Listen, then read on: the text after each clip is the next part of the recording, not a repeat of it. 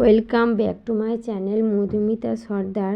আজ আমি বানাবো চানার। তার জন্য একটা বড় সাইজের আলু নিয়েছি, আর আলুটাই আমি খোলা সমেত সেদ্ধ করে নেবো। আর কড়াই আমি আগে থেকে ভিজিয়ে রেখেছিলাম, কড়াইগুলো প্রায় ভালোভাবে ভিজে গেছে, দেখতেই পাচ্ছ খোলা ছেড়ে আসছে। আর আলু আর কড়াই আমি দুটো একসঙ্গে প্রেসারে দিয়ে সেদ্ধ করে নেব।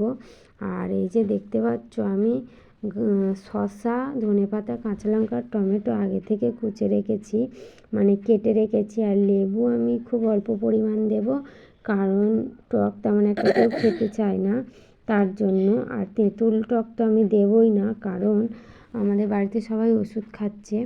আর এই যে দেখতে পাচ্ছ একটা কাঁচা লঙ্কা দিয়েছি, আর দুটো শুকনো লঙ্কা দেব, মানে ভেজে নিয়েছি। আর পেঁয়াজটা ভাবছিলাম দেবো কি দেবো না। আর ওই যে দেখালাম আলু কড়াইটা আগে থেকে সেদ্ধ করে রেখে দিয়েছিলাম। আর এই যে দেখো, এবার আমি ছোলা, কাঁচা লঙ্কা, শসা, ধনেপাতা, টমেটো একসঙ্গে মেখে নেব। আর মশলাটা আমি আগে থেকে করে রেখেছি।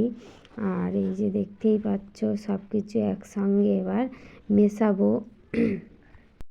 সন্ধেবেলা এরকম চানা হলে পুরো সন্ধেটাই জমে যায়, মানে এরকম চানা আর মুড়ি খুব ভালো লাগে। আর এই যে দেখতে পাচ্ছ আমি মশলা আগে থেকে করে রেখেছিলাম, ধনিয়া, শুকনো লঙ্কা, জিরে একসঙ্গে ভেজে আমি গুঁড়ো করে রেখেছিলাম। আর ঝালের পরিমাণটা একটু বেশি দেবো, কারণ চানাতে ঝাল ঝাল না হলে ভালো লাগে না একদম। আর এই যে দেখো সব মশলা একসঙ্গে দিয়ে লেবু, নুন আর মশলাটা আর সব কিছু একসঙ্গে দিয়ে আমি মাখিয়ে নিচ্ছি।